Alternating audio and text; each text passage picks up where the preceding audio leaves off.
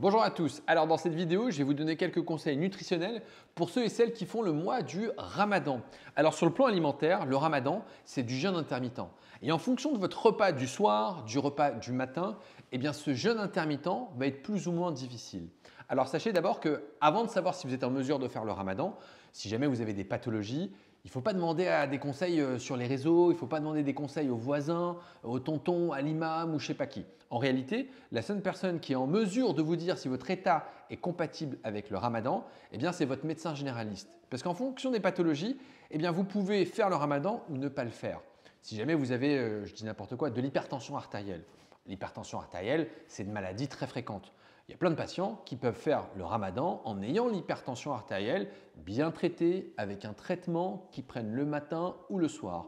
A l'inverse, on a des patients qui ont de l'hypertension artérielle mal équilibrée ou qui nécessitent beaucoup de traitements ou alors qui ont beaucoup de pathologies associées. Dans ces cas-là, le Ramadan n'est pas possible et ça, c'est votre médecin qui peut le dire et personne d'autre. Donc, il faut faire confiance à votre médecin. L'idéal, c'est de se préparer au mois du Ramadan quelques jours avant son début. Car la plupart du temps, on va manger de façon normale et puis arrivé le Ramadan, les gens s'arrêtent de manger. Et à ce moment-là, ça devient un peu difficile. Donc, normalement, quelques jours avant le début, il faut commencer à faire un peu de jeûne intermittent.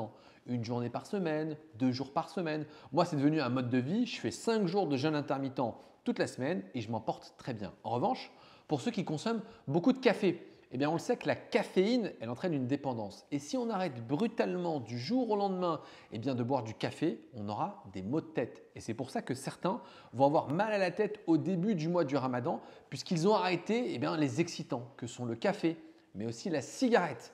Donc, pendant le mois du Ramadan, on se prépare à réduire sa consommation de café quelques jours auparavant. Et puis, pourquoi pas, on commence à arrêter de fumer. Essayer de se dire, si je fume 10 cigarettes par jour, je vais réduire à 5. Et pendant le mois du Ramadan, je vais être à 0 et je vais arrêter de fumer par la suite. Parce que l'idée est là, c'est de prendre de bonnes habitudes à la fois alimentaires, mais aussi d'hygiène de vie. Donc, le conseil que je peux vous donner, pour ceux qui consomment beaucoup de café, c'est de réduire progressivement. Moi, en ce moment, je tourne à 5 ou 6 cafés par jour. C'est un peu beaucoup.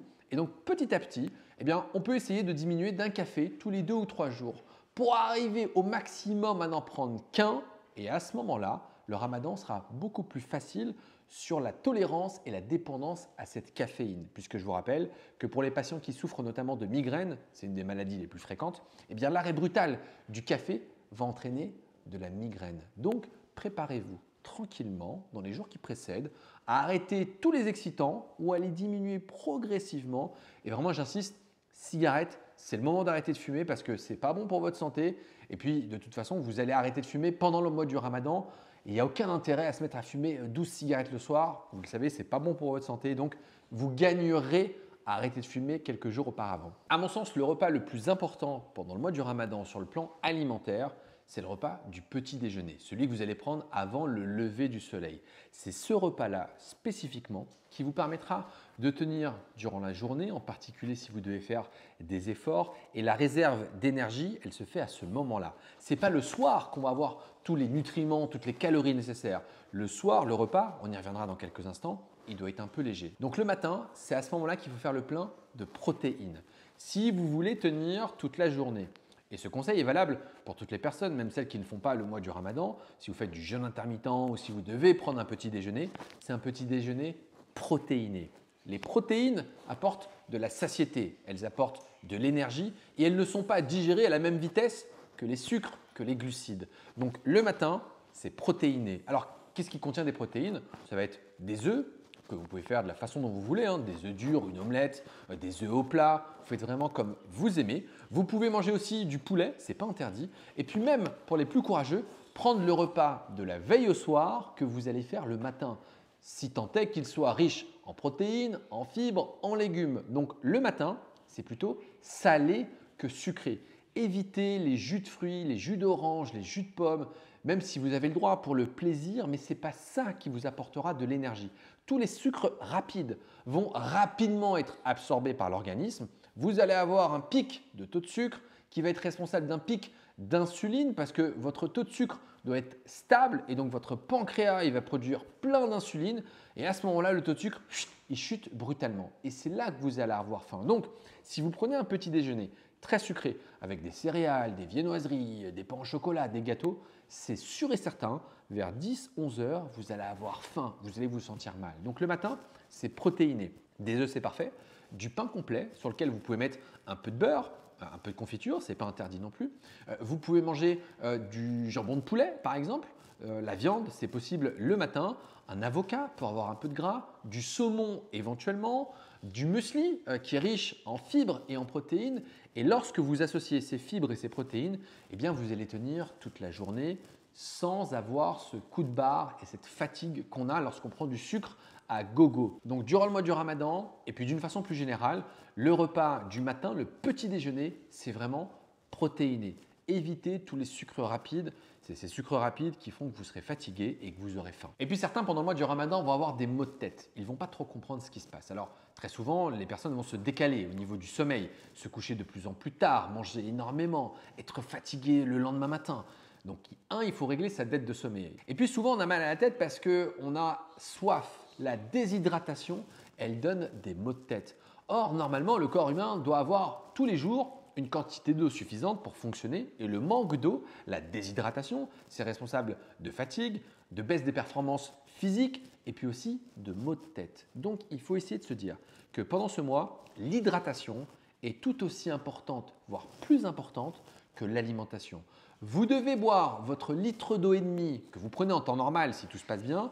Eh bien, durant le mois du Ramadan, vous devez réussir à les boire. Comment? En les répartissant entre le soir et le matin.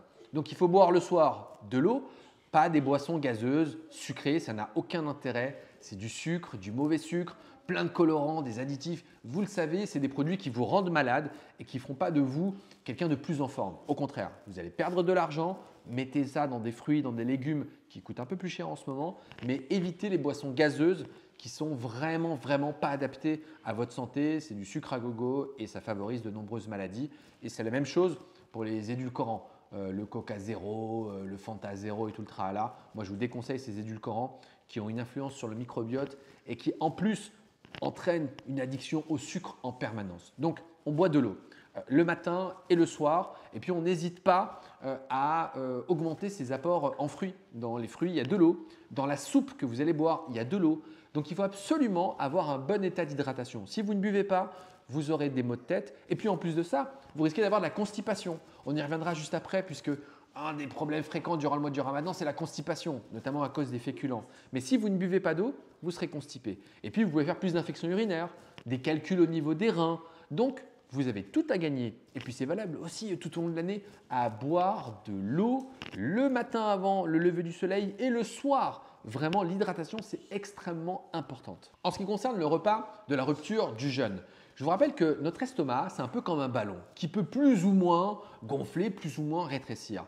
Après avoir jeûné durant quasiment 24 heures, pour ceux qui ne prennent pas de petit déjeuner, eh bien l'estomac il est tout petit. Et vous avez dû remarquer, on est très vite rassasié, on n'en peut plus. À peine la soupe est avalée qu'on va exploser. Ça veut dire quoi? Qu'il faut y aller progressivement. Donc attention, le repas du soir n'est vraiment pas le repas le plus important car quelques temps après, il y a le coucher, donc on n'est pas censé se blinder. Normalement, la rupture du jeûne ou même quand vous faites du jeûne intermittent doit débuter systématiquement par un petit côté sucré. Certains vont prendre des dattes, vous pouvez en prendre quelques-unes pour justement calmer cette pulsion et ce manque de sucre, mais ensuite il faut enchaîner avec de la soupe. La soupe est indispensable pendant le mois du Ramadan et pour ceux qui font notamment du jeûne intermittent. Mais attention, il y a soupe et soupe. Moi, je vous parle plutôt d'un bouillon parce que pendant le Ramadan, et même d'une façon générale, on a tendance à boire de la shorba, de la harira, des choses qui contiennent beaucoup d'amidon, des pâtes, des féculents. Et donc la soupe, elle nous blinde, tout simplement. On mange la soupe et on n'en peut plus. Derrière, on va peut-être se forcer à se prendre des frites, des pâtes et on va avoir mal au ventre, la digestion va être lourde. Donc, systématiquement, commencez par un bouillon plutôt chaud pour préparer votre estomac à la digestion.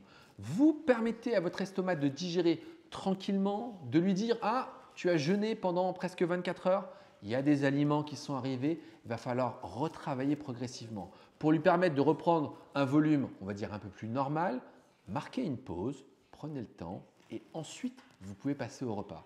Donc moi, le conseil que je vous donne, c'est de commencer systématiquement le repas de la rupture du jeûne par de la soupe.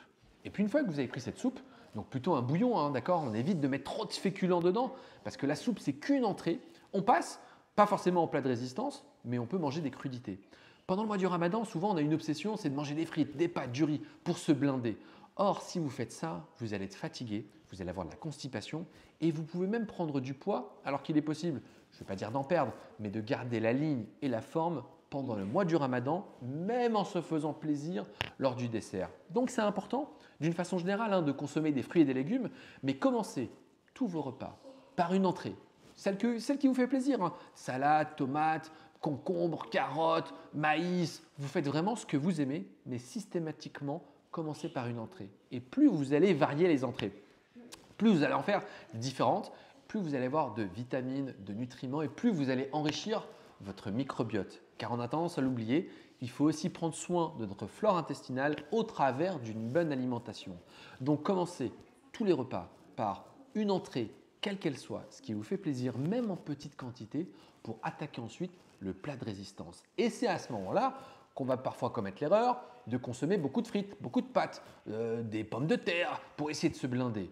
La satiété, elle vient notamment des fibres. Fibres qu'on va retrouver dans les légumes. Donc il faut manger des légumes, c'est impératif. Ça permettra de faire baisser aussi votre tension artérielle pour ceux qui souffrent d'hypertension artérielle, puisque les légumes contiennent du potassium, mais ça permet aussi d'améliorer le diabète. Donc pendant le mois du Ramadan, pour ceux qui peuvent faire le Ramadan en étant diabétique, on peut éviter les catastrophes de pic de taux de sucre grâce aux légumes.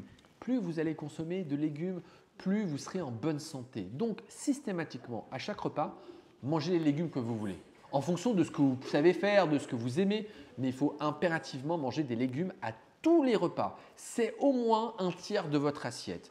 Il faut aussi des protéines. Donc ces protéines peuvent provenir de la viande, du poisson, mais pas obligatoirement. Dans les légumineuses, les lentilles, les haricots, vous avez aussi des protéines. Donc on n'est pas obligé systématiquement de manger de la viande.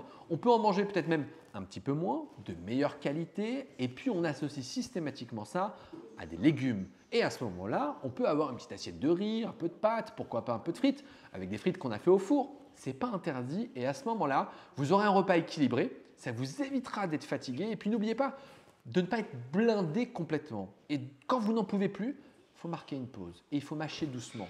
Parce que souvent, on va manger très très vite. On a faim, on a faim, on avale, on avale. Or, la digestion, elle débute dans la bouche.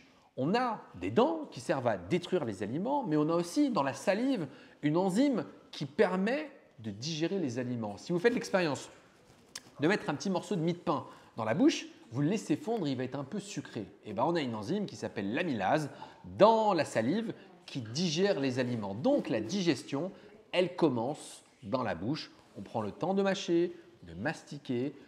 Ça donnera moins de travail à votre tube digestif et surtout ça évitera l'inconfort parce que pendant le mois du Ramadan, beaucoup vont se plaindre de douleurs abdominales, de reflux, de constipation.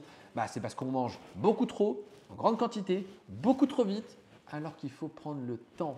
Et le repas doit s'étendre un petit peu dans le temps. C'est minimum une demi-heure et c'est ce qu'on doit faire même d'une façon générale. Ce conseil est aussi valable le midi, le soir et hors période du mois du Ramadan. Et puis, on va forcément avoir envie d'un dessert. Le dessert, ce n'est pas interdit, on a souvent une appétence pour le sucre.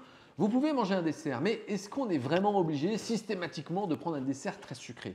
N'oubliez pas que dans les fruits, vous avez du sucre, notamment du fructose, mais qui est emprisonné dans les fibres que contiennent le fruit. Et donc, votre taux de sucre ne va pas monter de la même manière si vous consommez un sucre qui est consommé dans un fruit qu'un sucre qui est dans un gâteau industriel ou même dans une pâtisserie. Donc, de temps en temps, faites-vous plaisir, une bonne pâtisserie, il n'y a aucun problème. Mais 30 jours dans le mois, ça me semble un peu trop puisque le reste de l'année, on ne fait pas ça. Donc pourquoi le faire de cette manière durant le mois du Ramadan alors qu'en temps normal, on ne le fait pas? C'est l'envie de sucrer. Donc si vous mangez correctement, avec des dates, pourquoi pas au tout début, vous prenez des fruits, ceux que vous aimez, moi j'adore la pomme, j'en mange le plus possible, et à ce moment-là, vous aurez un bon fruit, vous aurez du sucre, vous ne serez pas trop frustré et vous aurez les bénéfices en plus des fruits. Donc mangez des fruits et des légumes. De temps en temps la pâtisserie et attention au thé du soir. Je sais que c'est une tradition pour certains. Moi je vous donne l'information, faites ce que vous voulez, mais le thé contient de la caféine et cette caféine, elle va en plus donner des troubles du sommeil le soir. Donc si vous n'êtes pas habitué à boire un thé le soir, ne vous jetez pas sur le thé forcément. Vous pouvez prendre une petite tisane, ce n'est pas interdit.